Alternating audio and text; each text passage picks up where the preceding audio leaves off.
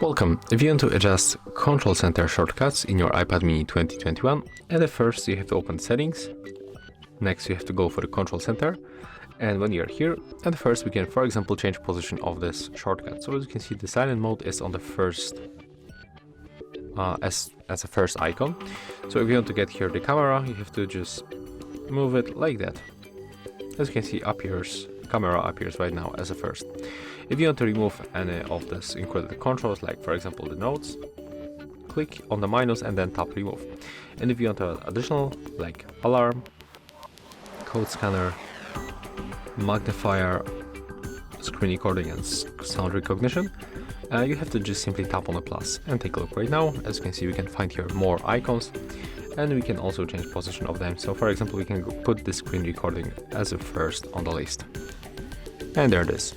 So yeah, that's how we can make it. If you find this video helpful, remember to leave a like, comment and subscribe.